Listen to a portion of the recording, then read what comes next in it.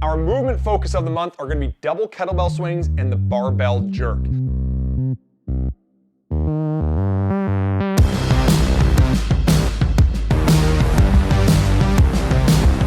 Double kettlebell swings are a great way for you to increase the weight of your swings when you don't have a heavy single bell. It's also sort of like dumbbells, where lifting 2 dumbbells that say that equate to 100 pounds is harder than a 100-pound barbell. And this is because with the 2 arms going, it's tougher to stay stable. It's going to take a little bit more effort on your behalf. The double swing is also going to make you more proficient in the single swing. And this isn't just benefiting the swing itself, but all the swing progressions. So when we go into the clean, when we go into the snatch, being able to do that double is going to make that single feel easier. Additionally, the wider stance in the double swings is going to mean that you really need to focus on your hinge.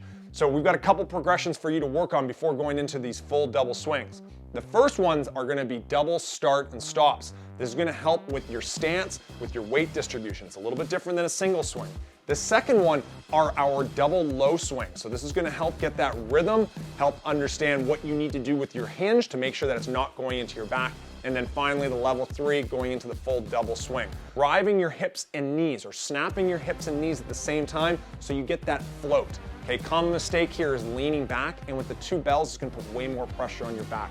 So make sure you've got these progressions down, work on them slowly, get ready for some heavy doubles. And for the sake of your back, do not snuffleupagus. Do not drop the bells. Do put them down in a safe landing, like we worked on the start and stops. The second movement is the barbell jerk. To understand the jerk, you need to understand all the shoulder to overhead movements. So let's start with the strict press. Strict press is going from the front rack to the overhead position with no dip, no drive. The push press, you are going to get a dip and a drive. This dip and drive helps launch the bar from the shoulders or from that front rack to the overhead position. And finally, what we're working on this month is the barbell jerk. We're not going to be working on the split jerk right now. Let's just get this timing down.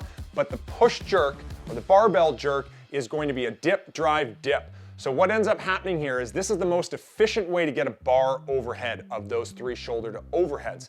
It's going to be about the power that you create from that dip and drive, and then think about how fast you get underneath the bar with that second dip. So dip, drive, under the bar fast for that second dip.